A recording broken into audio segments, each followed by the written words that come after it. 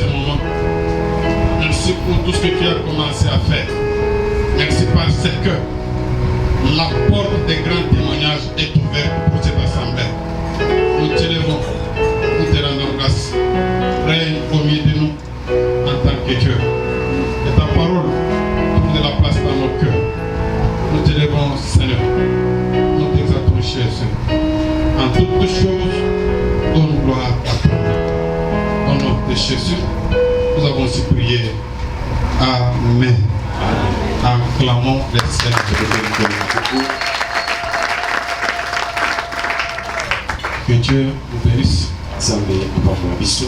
Avec joie, tu peux saluer ton voisin, ta voisine. Ça va? Quelle est ton adresse?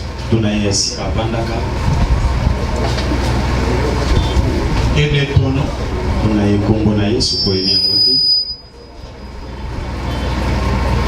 Amen. Amen. Que Dieu soit loué. Nous commençons ce matin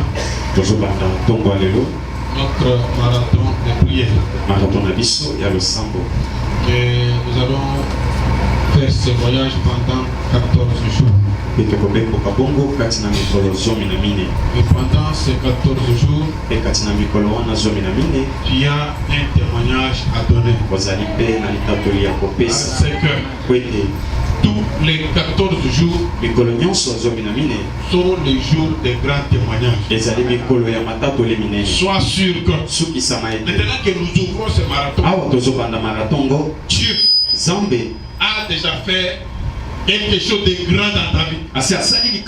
Et pendant ces 14 jours, tu vas témoigner la gloire de Dieu.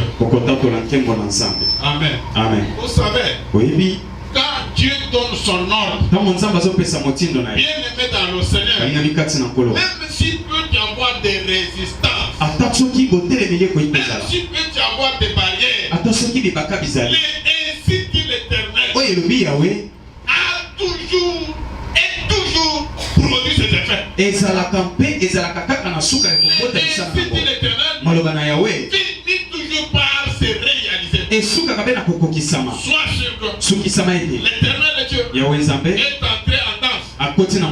Et maintenant là, il y a de grandes choses.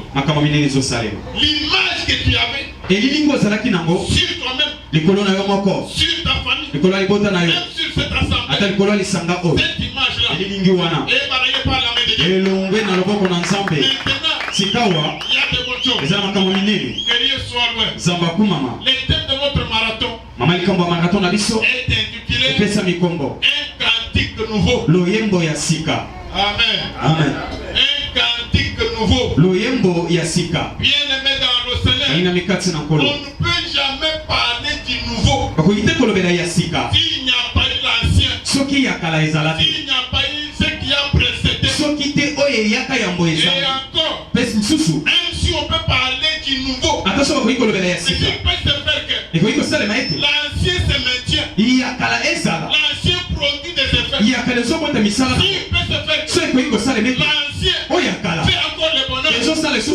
C'est-à-dire que le nouveau sera rejeté. Parce que l'ancien se maintient, l'ancien produit des effets, l'ancien fait notre bonheur, l'ancien nous maintient dans une position que nous avons préférée. Et le nouveau sera rejeté. Mais maintenant là, nous parlons du cantique nouveau. C'est-à-dire que l'ancien n'est pas encore préférable. L'ancien yakala n'est pas bon. eza lisusu malamu te L'ancien yakala ne donne pas des effets. ezopesa misala te L'ancien yakala ne nous maintient pas dans une position confortable. ezobatela biso te na lolenge ya Voilà malamu pourquoi talatina nous parlons ce matin tozolobela ntongo lelo ce jour mpe na kati na mikolo oyo cantique nouveau. loyembo ya sika. Amen. Amen. Amen. Amen. Bien-aimé dans le Seigneur, balingami kati na nkolo s'il peut se faire que soki okoki kosalema ete papa et maman tata na mama m'ont acheté un habit basombeli elamba que je trouve, je dirais meilleur. namoni yango kitoko koleka Mais bilamba c'est nyonso qu'un certain matin, ya solo ntongo moko esalemi il ete se réveille, balamuki il m'amène un nouvel habit. balingi elamba ya sika Quand je compare ntango nazokokanisa l'ancien et le nouveau, ya kala na ya je sika me rends compte que nazososola ete quand je porte l'ancien, ntango nasolata wa kala je me retourne. nazoswa Quand mabele je esilinga porte le nouveau, ntango nazolata wa ya sika je ne suis pas moi-même. nazosepela te Vous verrez que bokomona ete le nouveau oyo ya sika sera jeté. Je vais ekobwakama maintenir l'ancien. nakobatela nde oyo ya kala mobeko ya krishan Un problème entre les deux monnaies, likambo kati na misolo mibale l'ancienne et la nouvelle. mosolo ya kala na ya sika.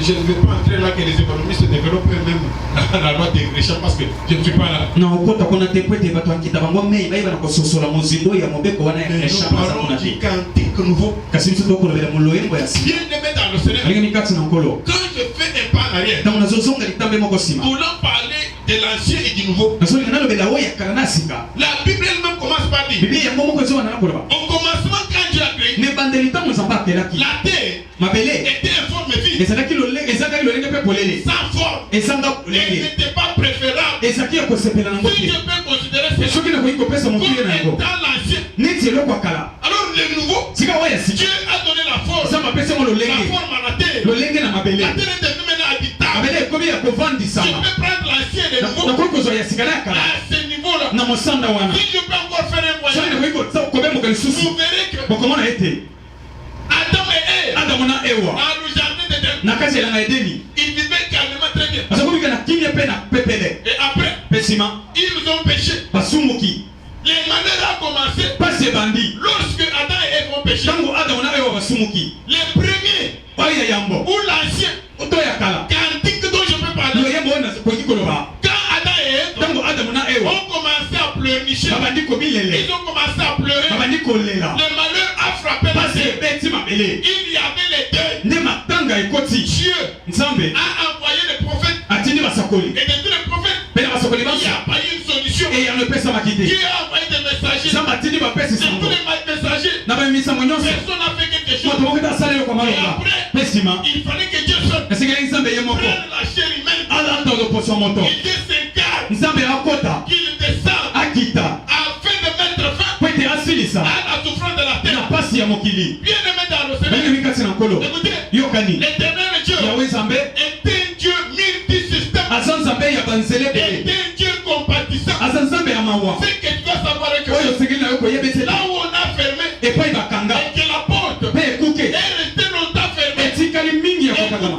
yokani à moins que je ne sois pas rattaché à Dieu. loba kaka soki nakangama te na nzambe Bien aimé, balingami si je suis attaché à Dieu, soki naza kokangama na quand nzambe bien même la porte est ata fermée, koekuki eza qu'elle kokangama demeure fermée, etikalaki mpe ya et kokangama l'éternel, yawe nzambe il ne va pas supplier akokende kobondela ceux qui te ont fermé baye la porte bakanga ekuke parce qu'il est Dieu, po ete aza nzambe au-dessus de tout le monde, likolo na mboka yango nyonso capable de tout. na makoki Il nyonso vient de lui être impossible. eloko moko te koza Si je kosalela peux ye poser la soki question, nakoki kotuna ce motuna matin-là, bongo na lelo wana bien aimé dans le Seigneur, balingi kati na nkolo cette maman Marie, mama oyo malia comment est-ce qu'elle a mis au monde lolenge nini ya bota alors que soka nde elle n'avait point connu donc. akutanaki na mibali te Quand l'ange salue Marie, ntango anzolo apesi ye mbote elle-même s'étonne. ye moko akamwe Elle se demande amituni comment cela se fait. ekosalema ndenge nini Là où tu es, epai ozali tu prends l'image de ta famille, ozozwa elilingi ya libota na tu yo prends l'image de ta vie. ozozwa elilingi ya bomoi na yo C'est une fête. akelasi otanga Tu compares tout ozokokanisa nyonso tout autour de toi. nzinga na yo Laisse-moi te dire, tikanga na yebisa yo l'éternel est Dieu. yawe aza nzambe Il n'a pas besoin aza na posa te des études de fête. ya kelasi Il n'a otanga pas besoin azali te na de posa la famille ya libota où tu es issu. epai wapi obota L'éternel Dieu yawe nzambe n'a pas besoin aza te na posa d'être marié ou ya célibataire. kozala mobana ye to Car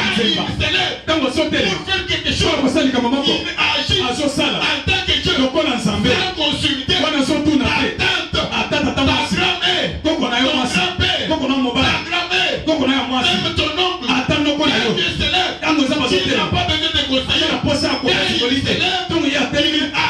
azosala en tant que Dieu. lokola nzambe Et la bénédiction mpe de lipa boni na nzambe Dieu ne dépend pas ezowuta des te études de fait, na kelasi oyo pas otanga de la famille, na libota te pas de l'expérience. na mamona te Ce matin, ntongo lelo fais tenir compte ntango de ozota ton expérience, na mamona na de yo ta famille, na makelasi de na la yo richesse que vous na avez. makita oza na yo Reçois la bénédiction de Dieu. yamba lipamboli na nzambe. Amen. Amen. Les cantiques nouveaux. loyembo ya sika La terre mabele était informe et vide. ezalaki lolenge te mpe C'est mpolele Dieu ce qui a donné la forme à la terre. nzambe ye moko nde apesa lolenge na mabele Écoutez, yokani je parle de l'ancien et du nouveau. nazolobela ya kala na ya sika Parce que po ete nous ne pouvons pas aller jusqu'à parler du cantique nouveau tokoki te koyende kilo na kosimba loyembo ya sika sans connaître d'abord ce qu'a été l'ancien. soki noyino te toyebi oyo ezalaka ya kala Nous sommes dans la Bible. tozala kati ya biblia Écoutez, yokani prends d'abord les textes de base. so nano makomi ya moboko Parce que ça risque de nous compliquer tous. mpo ete koki kokotisa biso maso na Et mindolo moi-même et vous qui na m'écoutez. ngai mona te ya na bino moto oza oyoka Nous risquons de nous compliquer, de nous embourber tous. tokoki komikotisa na molunga na biso banso Les textes de base. mokomi na moboko Apocalypse, emoniseli chapitre 5.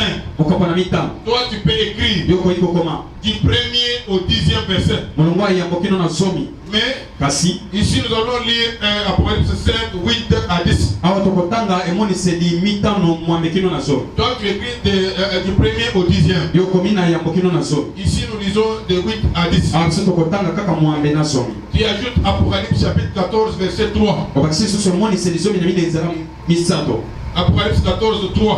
emoniseli zomi na mine misato Et enfin, mpe na suka Exode ekesode chapitre 15, mokapo na zomi na mitano verset 1 à 13. molongo ayamboki no na zomi na misato Exode 15, ekesode zomi na mitano 1 à 13. yamboki no na zomi na misato Là, c'est en ce qui concerne notre texte de base. nde oyo eteli makomi na biso maboko Tu peux nous aider à lire directement Apocalypse 5, 8 à 10. tozotanga mbala moko apocalypse chapitre 5 C'est là où nous sommes, mais nous allons essayer de remonter. apocalypse chapitre 5 Peut-être que ce matin, on ne va pas vraiment toucher à Apocalypse 5. dans mosusu na ntongo tokosimba ngo te mais nous lisons apocalypse chapitre 5 du 8e au 10e verset nous lisons au nom de Jésus. Amen. Quand il lui prit les livres, le 4 êtres vivants et le 24 vieillards se prosternèrent devant l'agneau, tenant chacun une harpe et de coupe d'or. Il s'agit de l'authenticité Et la kisi teloko endimisi du document. ya mokanda wana. Donc, il n'y a pas à rejeter, il n'y a pas à se poser des questions. Eza na kobwaka koboya to kotuna motuna te. Il tenait ce livre-là. Asimbaki buku wana. Quand il tenait le livre, Nango asimbaki ngo Jean, Yohane. qui représentait le monde entier, Oyo azalaki elilingi ya mokili il mobimba. était devant la scène. Azalaki liboso ya likambo. Jean regarde, Yohane atali. il y a un ange qui lance un cri. eyali na angelo azoganga Qui est dit nani abongi de prendre le livre ya kozwa buku et d'en rompre les seaux. mpe kofongola bilembo Qui est dit nani abongi de prendre le livre ya kozwa buku et d'en rompre mpe kolongola les sept seaux. bilembo sambo Je regarde. yohana atali Maintenant là, sikawa je m'imagine nazobanza les yeux des gens miso yohane essaient de quitter le trône. emeki kolongwa na ngwele Les yeux des gens miso yohane essaient de parcourir le monde. emeki kotanga na mokili Quand Jean parcourt le ntango monde, yohana atali na mokili il voit que amoni ete il n'y avait que des pleurs. eyalaki mpe na Tout milelo le monde pleurait. moto nyonso aza kolela Tout le monde incliné. moto nyonso ngunzana Personne n'avait personne moto mpenza te ne pouvait relever la tête okaki kotombola moto afin de se diriger mpo ete akende là où il y avait le livre epai buku ezalaki et tendre la main, mpe kotanda loboko récupérer le livre, kozwa buku bien le mettre dans le pengeli Seigneur. kati na nkolo Je pense bien que na baza malamu ete tout le monde, moto et nyonso alors tout le monde, mpenza moto nyonso connaissait déjà ayebaki deja ce qui était écrit. oyo ekomamaki na Peut-être kati que cela lui a été expliqué. to mosusu basi balimbolelaki Parce que po ete dans le livre, na buku nous allons en parler. tokolobela ngo Pourquoi est-ce que Jésus mpo nini yesu avait un jour pleuré alelaka mokolo moko pour dire mpo na koloba Eli, Eli, lama sabachthani. eli lama sabakatani Mon Dieu, pourquoi m'as-tu tata na ngai abandonné? tata na ngai mpo nini otiki ngai elakisi Dans le livre là, kati na buku wana on avait écrit ça. bakomaki bongo C'est lui qui va tendre la main. oyo akotanda loboko na ye Récupérer le livre. mpe kozwa buku Il doit savoir que akoyeba ete c'est la vie eza bomoi de cet homme-là. ya moto wana Il doit passer comme le prix. nde ekoleka lokola Mais motuya puisque prendre le livre kaka kozwa buku et en rompre les seaux, mpe kolongola bilembo c'est-à-dire que engoloba il t'est sanctifié, oyikabi yo moko il a donné ta vie. opesi bomoi na yo C'est-à-dire que engoloba il doit te faire omisi un rédempteur. omipesa Il mbeka doit te faire okomipesa un racheteur. lokola mosikoli Alors tout le monde, nango moto nyonso comme il aimait sa vie, lokola alingaki bomoi na il ye n'y a eu personne. ezalaki na moto Et te ça soit mon père, ezala tata na et ya ça soit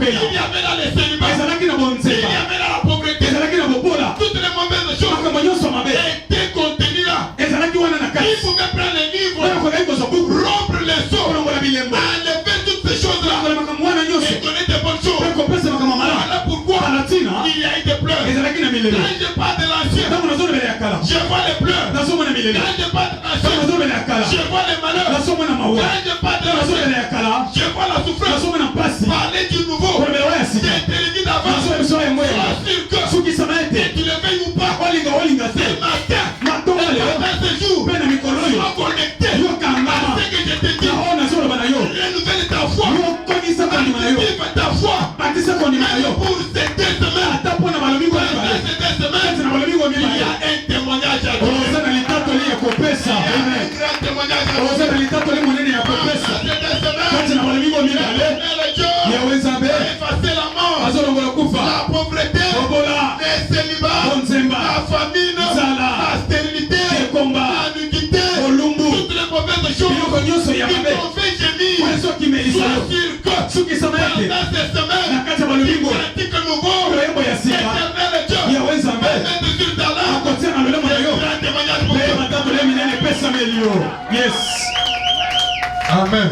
Amen. Les cantiques nouveaux. Loyembo ya sika. Écoutez, Yokani. quand nous parlons de l'ancien, Donc tozomona ya kala. Genèse chapitre 3, Genese mokapo na misato. verset 17 à 19. Molongo ya zomi na sambo kino zomi na limwa. Genèse chapitre 3, Genese mokapo na misato. verset 17 à 19. Molongo ya zomi na sambo kino zomi na Et limwa. quoi s'agit-il? Eza likambo nini? Nous avançons petit à petit. Tozokende moke moke. Nous allons chuter quelque part. Tokosukisa esika songolo. Écoutez, Yokani. Dieu crée Adam et Ève. Nzambe akeli Adamu na Ewa. Ils sont dans les jardins de Eza Éden. na kati na elanga ede. Chose plus grave, Likambo kokamwa. Dieu Nzambe a parlé avec Adam. asolola na Adamu. Il lui a dit ce qu'il fallait. Ayebisi yo esengelaki. Mais Dieu n'avait pas dit ça à Ève. Kasi ayebisaki yango Ewa te. Chose plus grave, Kasi ya kokamwa. un certain jour, Mokolo songolo. le serpent vient. Nyoka ye. Il se présente devant Ève. Atelemi liboso ya Ewa.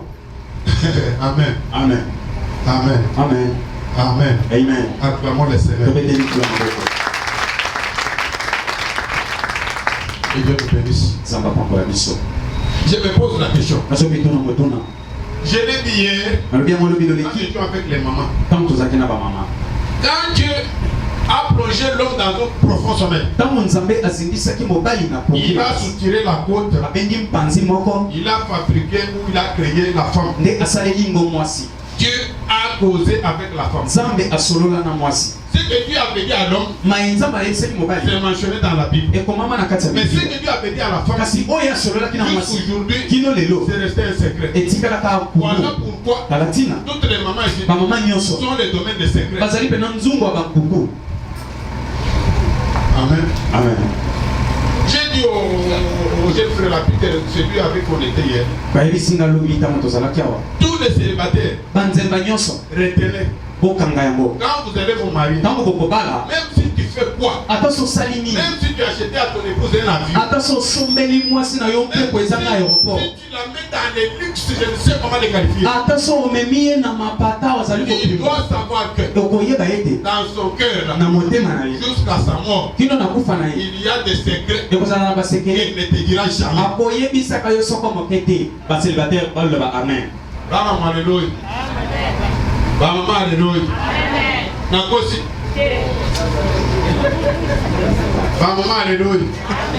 Nakosi. Dès que baza boy, papa dit attend à 15 ans. Si c'est en 5 ans, c'est-à-dire 60 ans de mariage. Akozaka na ba secret. Tina liwana ye. Asaka na mama mtema. Attends que baso na mobile na ndenge nini. Asima kambwana. Ekobima te. Ekobima te. Wana te. Yango wana yo mpe célibataire ozokende kobanda okanisi akoyebisanga te ndenge nalingi mwasi na ngai makambo ayebisi ngai oyo ayebisi ngai makambo nyonso lokuta bafungwamaka te bamama Ata yebisi yo yebaki ya bombi mosusu. bafungwamaka difficilement bamama bafungwamaka te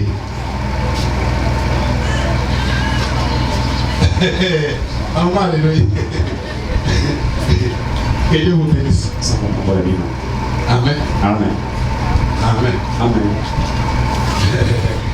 Yango wana nazobenga bino bagele sere na bino mpe bagele frere boyaka na yebisa bino makambo eza na makambo awa koteya bamama oyeba yango deja sino te Ok, de glisser, on va encore battre. N'ayez pas quitté, vous n'avez pas quitté. Vous allez canter bongo. Il va j'ai le samedi, on a dit. Amen. Amen. Amen. Amen. Maintenant, il fait le problème. Dieu n'avait pas causé avec la femme. En ce qui concerne l'arbre là, non, Dieu avait causé avec Adam. Maintenant, quand le serpent vient, il va aborder la femme. Il fallait que carrément que la femme dise je ne sais pas. Pas demander à l'homme. Non. Elle commence à parler. Chose plus grave. C'est que l'éternel Dieu, l'air avait dit. Dieu avait dit à la femme. La première femme là. Quand l'homme était dans les sommeils. Même les femmes ici. Qui a déjà dit ça à son mari? C'est que Dieu vous avait dit. Quand l'homme était dans les sommeils. Qui peut nous le dire? Bonjour les mamans. Qui peut nous dire? C'est que Dieu vous avait dit. Quand l'homme était dans les sommeils. Voilà pour vous dire le secret.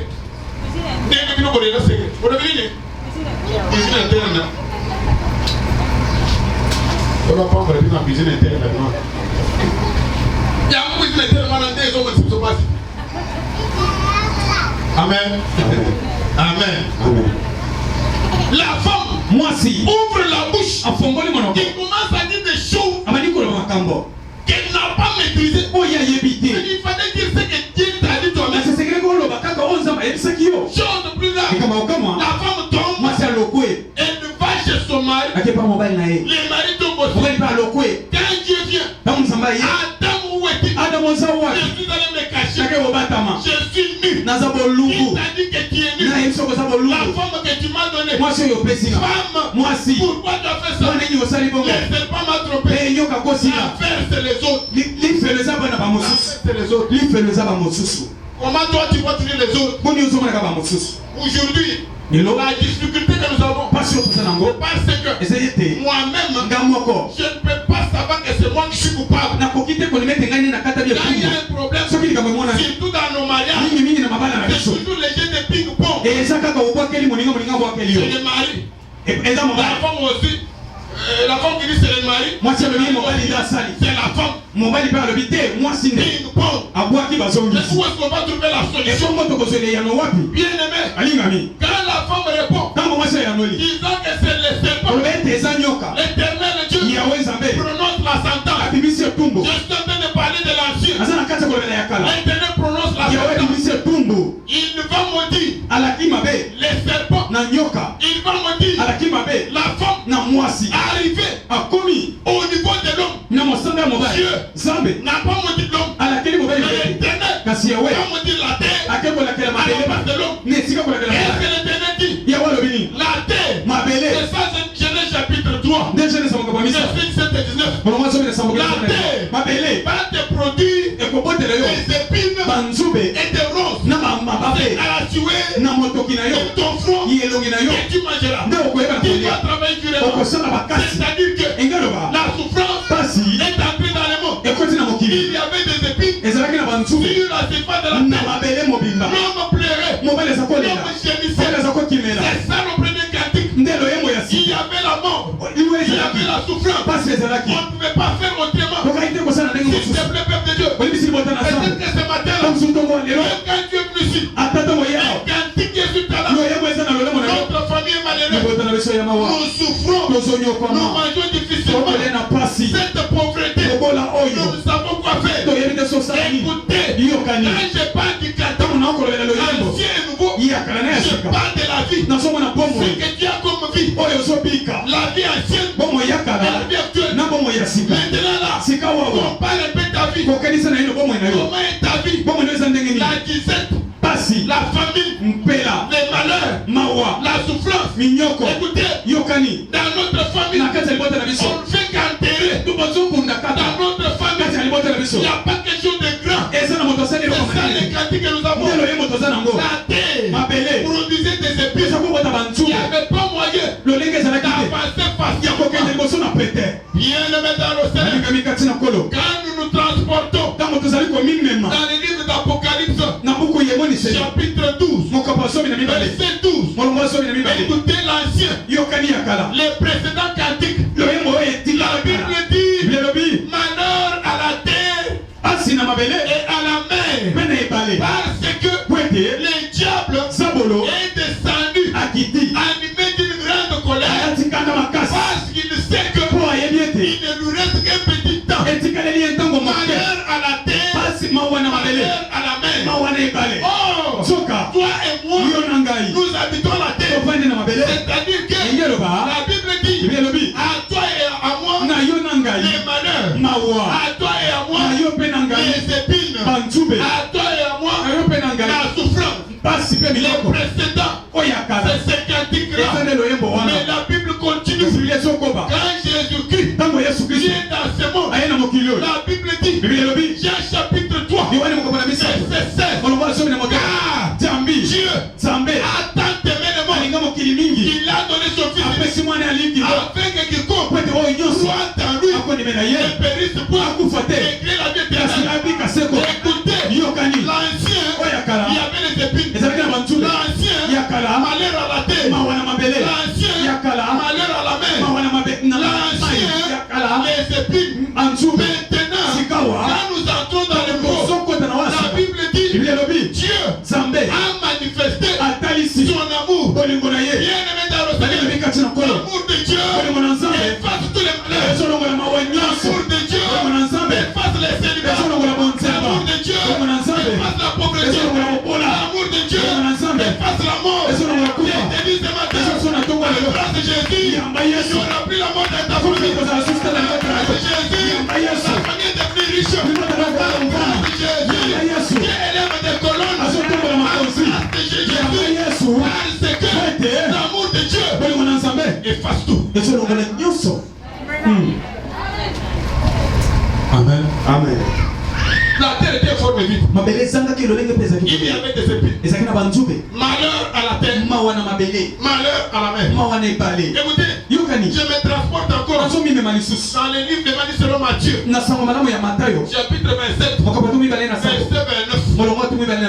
De quoi s'agit-il? Que la terre te produise des épines et des ronces. Donc avant Jésus, la terre avait produit des épines et des ronces. Il n'avait pas moyen de marcher librement. Il n'avait pas moyen de travailler durement. Il fallait trop d'efforts pour parvenir à quelque chose. Il y avait des épines. Bien aimé dans le Seigneur. C'est-à-dire que la vie était limitée. Il n'y avait pas moyen de marcher longtemps. Moyen de s'élargir, il n'y en avait pas. Je déclare encore, cette fois-ci, ils vont les réhobotes. Cette fois-ci, et Dieu nous met au large. Cette fois-ci, et Dieu fait de grandes choses. Cette fois-ci, devenons riches. Avons des parcelles. Ayons-nous. Mettons au monde. Écoutez, les réhobotes, pour moi qui ai des enfants, à ce niveau-là, Dieu m'élargit. Je regarde 5, 6, 7, selon que je veux. Si j'ai 5 000 $, Dieu va me donner des centaines de milliards. Alors ce matin, il est réhobote dans ton domaine-là. Il est réhobote dans ce qui te fait gémir. Bien aimé dans le Seigneur, il y avait des épines. Selon Matthieu 27, 29, la Bible dit Jésus est sur la terre. Il se met à travailler. Quand il travaille, il y avait des ennemis. Ils croyaient que nous allons mettre fin à ce que Jésus fait. Oh, l'éternel Dieu, multisystème, il peut paraître faible, se laisser entreformer. Quand il est entreformé, il prend les informations, il prend ce qu'il faut chez vous. Vous croyez qu'il est faible? Oh, c'est la stratégie. Dans ma faiblesse là, je prends les informations pour devenir plus fort que vous. Jésus se jette dans les mains de ces gens-là. Il les maltraite. Il les maltraite. À un certain niveau, il est là. Parce que on a dit, il est le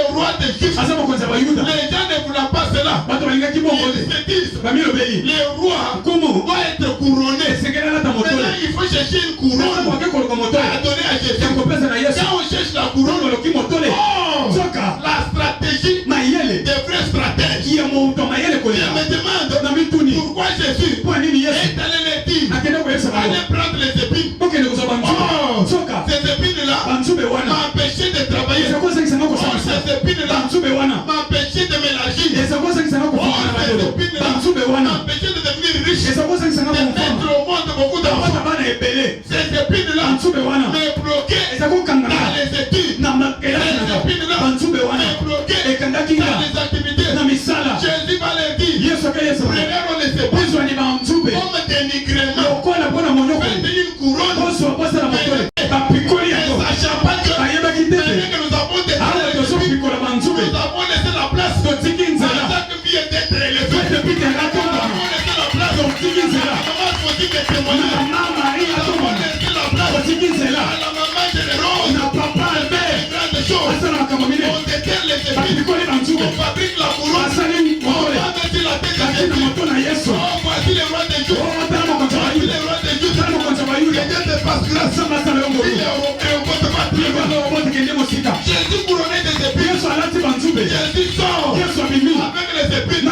Quand Jésus sort avec les épines, moi je regarde Jésus. Je commence à acclamer. Je commence à acclamer. Gloire à Jésus. Gloire à mon Seigneur. Il a porté la couronne. Comme il a porté la couronne. Quelle couronne? La couronne des épines.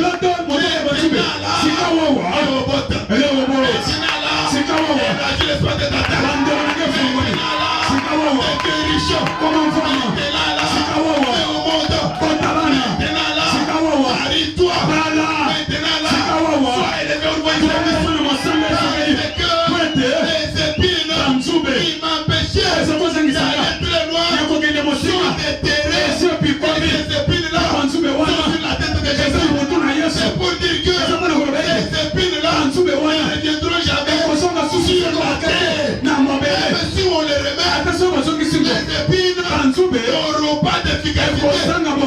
Ils sont déterrés. Je suis libéré. Yes.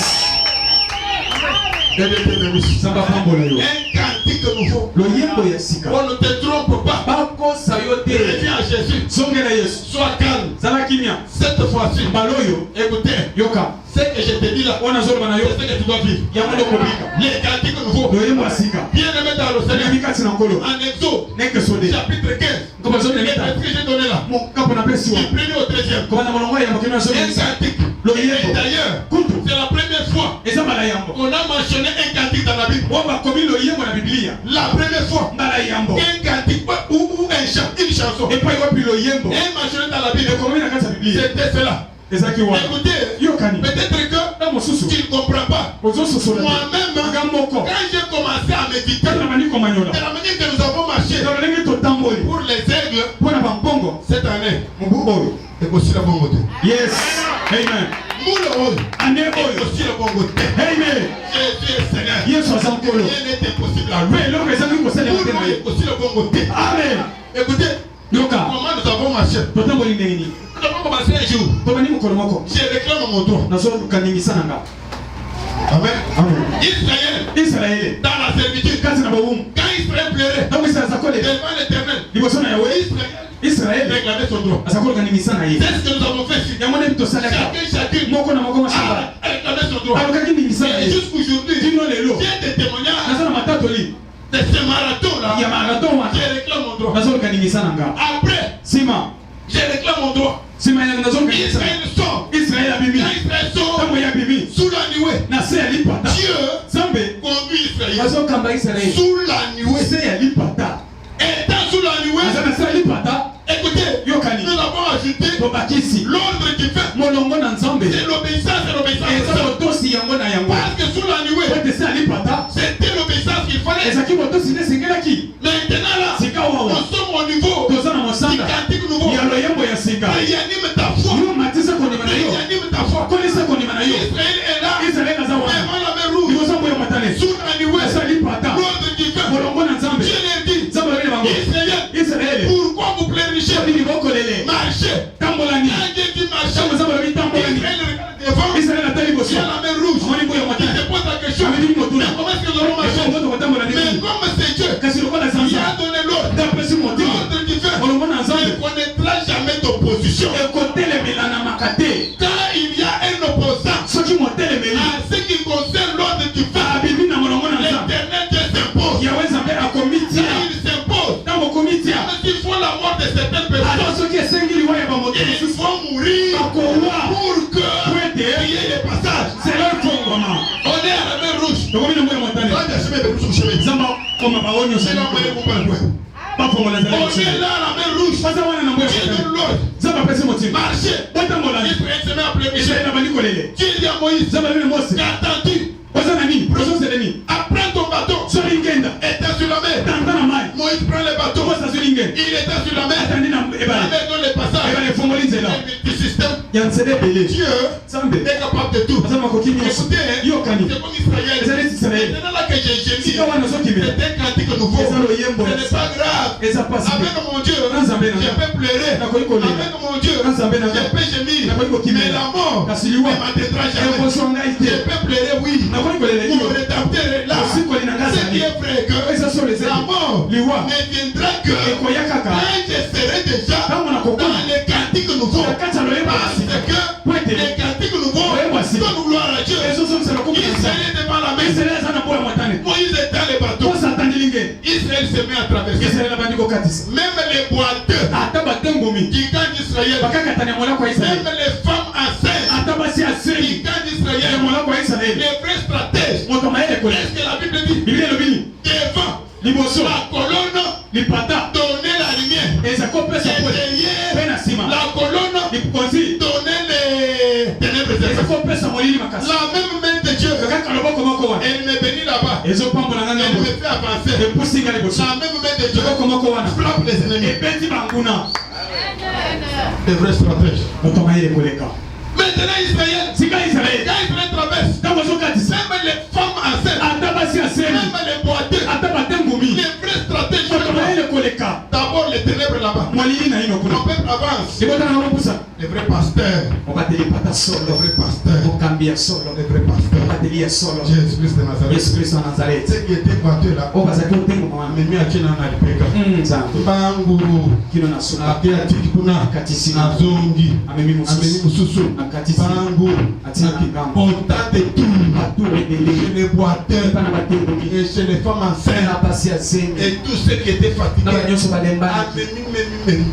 C'est ainsi que la Bible dit. Tena biblia elobi Quand Israël ntango israeli était dans le désert, bazalaki na kati solo la Bible dit que biblia elobi ete tout Israël israeli mongene était porté ememamaki sur les intellects. na mapapombongo Même si je marche sur la ata terre, soki nazotambola na mabele mais kasi l'éternel de Dieu Yahweh Nzambe me porte sur ses intellects. amemi nga na Donc je suis en mboka train de dire que eza kati ya les koleka malheurs mawa ne m'atteindront jamais. ekozwa ngai te Voilà pourquoi je dis encore. tina zolo La Bible dit, ce qui est dans la main de Dieu, eza na loboko na nzambe personne ne personne moto moko ne te peut le retirer, akoki kozwa personne yango ne peut le toucher. moto moko te akoki kozwa C'est-à-dire que engolo ceux beti qui veulent jeter les mbassous, bayebaki kobwaka qui jettent les bamasi mbassous. babwaka na bango Ceux qui veulent jeter les kisses, bayebaki kobwaka qui kisi jettent. babwaka na bango Oh, soka quand moi je marche, kanga je suis nazotambola dans la main de Dieu. naza na loboko na Même nzambe avec les chics, ata na même mayanzi avec la garde, ata na les bamakanza problèmes, likambo mon cœur, motema na j'ai nga donné à Jésus. kaba na yesu Comme j'ai donné mon cœur à lokola Jésus, nakoko motema na yesu j'ai de la valeur naza na au mokoya pied de Jésus. na miso ya Je yesu suis dans la naza main. na loboko Quand je plonge ntango mon pied nakotia tambe na ngai pour poser sur la terre, ete nanyata na mabele Dieu comme Nazareth. jésus kristo Si je ne regarde pas ça, yesu atali yango te je kaka loboko na ye,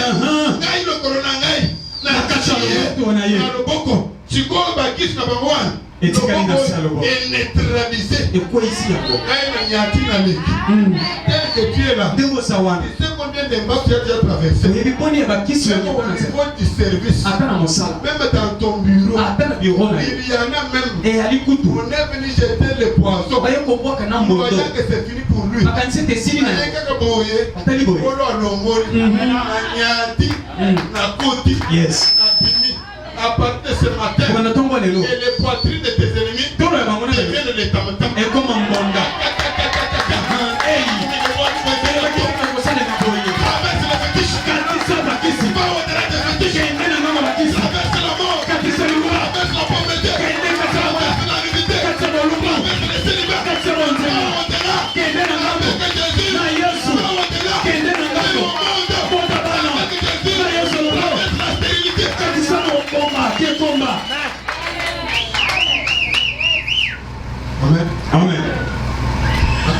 Amen. Bien aimé dans le Seigneur, les cantiques nouveaux, mais fin au cantique ancien. Jésus, il y a des fois, peut-être chose. Je sais comment les dire en français. Il y a des fois, certaines fois à l'intercession, j'ai prié Dieu. Je ne sais où j'étais. Les paroles qui sortent de ma bouche. Jésus, le véritable vaccin anti-venin. Le véritable vaccin anti-venin.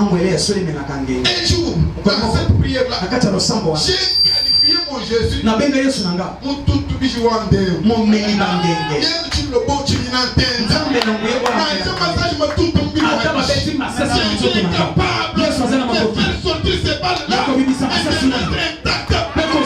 Il y a n'importe quel venin. Ce matin, la famille était un venin. Le célibat était un venin. La pauvreté était un venin. La stérilité était un venin. Toutes les maladies sont un venin. Et Jésus est capable de soutirer, d'avaler, d'anéantir toutes sortes de venins dans ton corps. Ce matin, même s'il y avait déjà quelque chose comme un venin de tes ancêtres, venant de tes grands-pères, ce matin, tu m'as dit devant Dieu.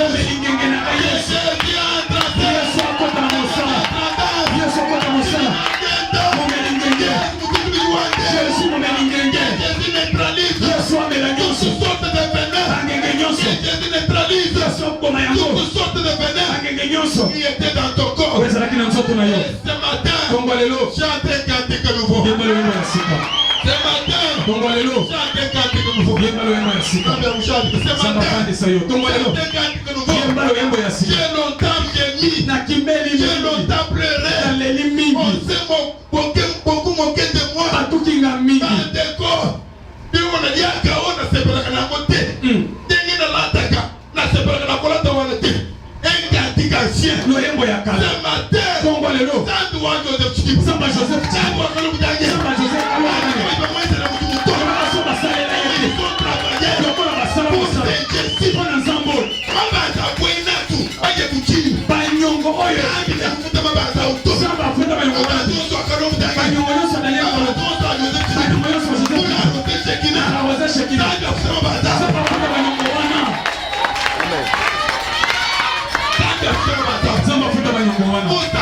vous savez, je vous ai dit la fois passée.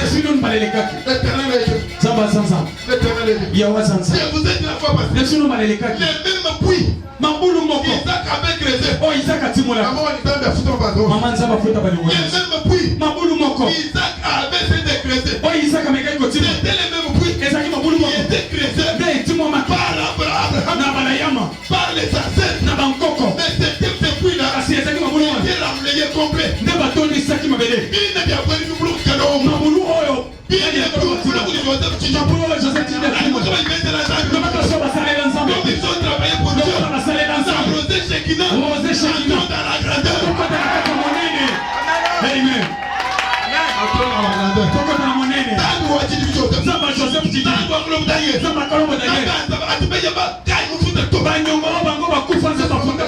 Il y a des promesses que Dieu avait faites à Joseph Chiki. Et Dieu les a pris. Un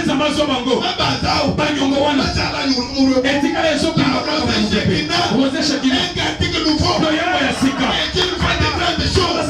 Avant la fin de cette année, Dieu opère les miracles dans ta vie. Amen.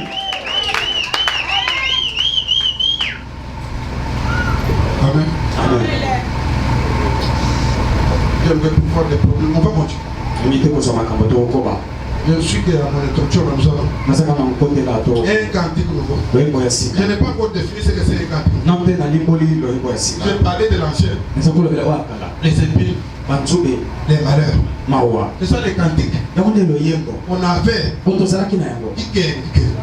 les cantiques de souffrance. pasi minyoko. C'est ça les cantiques qu'on avait. Delo yembo tozakina. Maintenant là. Sikawa. Les dieux de Daniel Kalou. Zamba Daniel Kalou. Les dieux de Joseph. Zamba Joseph. Il est un Dieu vivant. Asanzana yakongo. Cette fois-ci. Baloyo. Avant la fin de cette année. Yembo mubuo isila. Il te fasse quelque chose. Zamba Samba. Il faut opérer un miracle dans ta vie. Zamba Samba kama na bomo inayo. Et l'Éternel est tout puissant. Yawe oya nguye nyonso. Les dieux qui te défendent, les dieux devant qui rien n'est impossible. Zamba owa biliboso na yelo komo kata zani osalema. Frère. De komo ba. Posons la question. Tomituna motuna. Abraham. Abalaya. Et Sarah. Na Sara.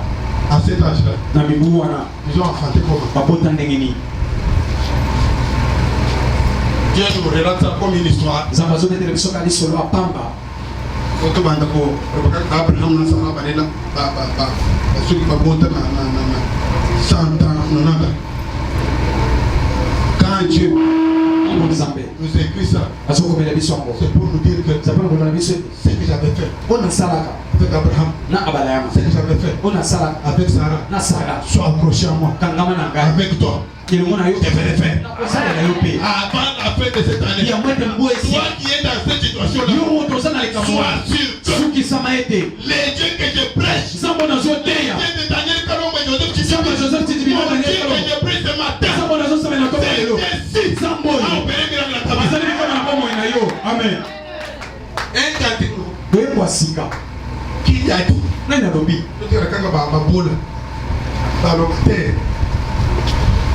avant la fin de cette année, n'aie pas peur. Si tu ne veux pas témoigner ici, viens témoigner au derrière. Vous êtes sollicité. Maintenant là, j'ouvre les robinets de témoignage. Le problème, approche-toi. Va au robinet. Les robinets de témoignage est ouvert. Approche-toi.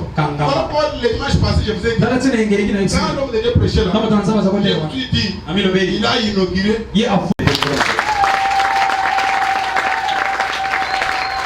Et les bénisse. Et Dieu me dit, dans la cantique nouveau. Musambu wa zala ngao kuhudi. Musambu wa bungumba ngao kuhudi. Alongoli zembo ya masama. Amen. Alongoli zembo ya pauvreté. Amen. Alongoli zembo ya célibat. Amen. Maintenant là, sur ta langue, et Dieu me dit cantique nouveau.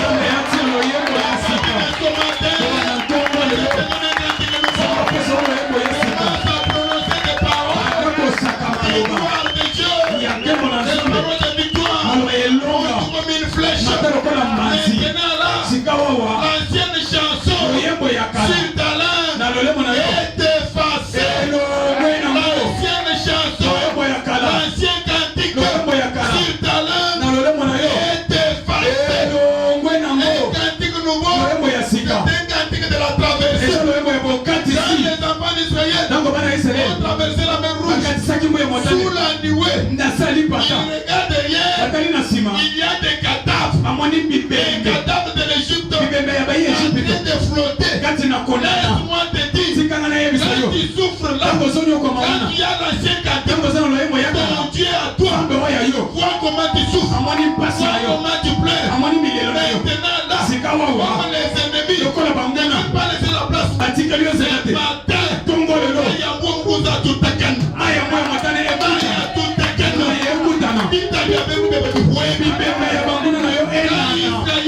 Israël a regardé derrière. Quand Israël a vu les cadavres de l'Égypte, la Bible dit un cantique nouveau a commencé. Sans répétition, Myriam va prendre un tambourin. Elle commence à jouer au tam-tam. On répond. On entend. Il y a le refrain.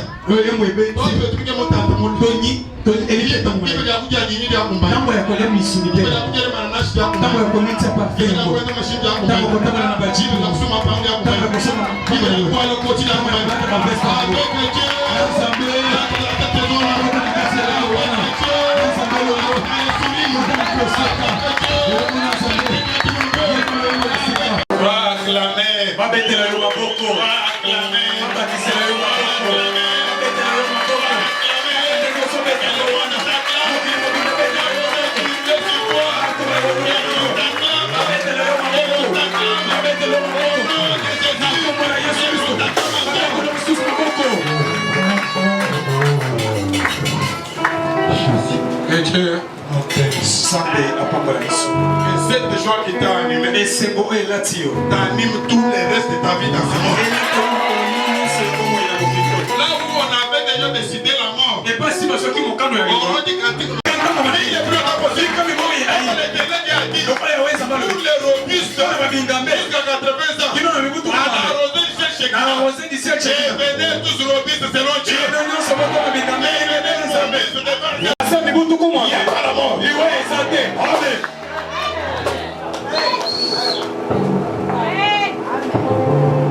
Amen. Amen. Que Dieu me bénisse. J'ai terminé. Ici. Je ne veux pas avoir de problème avec mon inspecteur. L'inspecteur est là.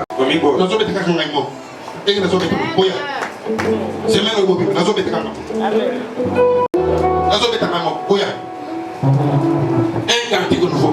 On avait là.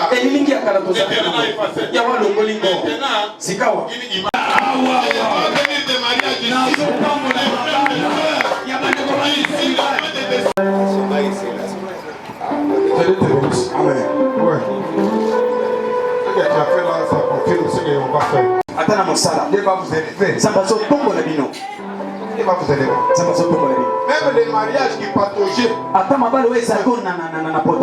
Les Amen. Amen. Amen. Amen. Je vais te dire par une chose. S'il vous plaît. Peuple de Dieu. Pourquoi nous voulons faire nous-mêmes du mal? Les dimanches passés, il a pris l'enveloppe. Dieu t'a vu à ce niveau-là. C'est ça la valeur de ton témoignage. J'avais pris aussi mon enveloppe. Je pense bien demain à 50. Nous avons 50 ans. La baisse de Jean-Claude, tu es dans le mois 10. Nous avons pesé les niveaux de ton témoignage. Maintenant, pour mettre l'argent dans l'enveloppe, tu vois les pasteurs. Ceux qui ont regardé pasteur, allié à l'enveloppe, qui te fait du mal. Ceux qui ont regardé pasteur, fais tout. Attends, et l'autre, ceux qui ont regardé pasteur, il y a le coup de paye ça. Je vois encore une partie là qui est. Parce que quand vous regardez, il y a des qui. Les gens m'ont compris. Parce que les gars sont Kakabou. Bien complet. Il y a la valeur. Sinon, tu te fais quand même du mal. C'est un temps de témoignage. Parler du cantique nouveau. C'est parler du temps de témoignage. Ne te fais pas du mal.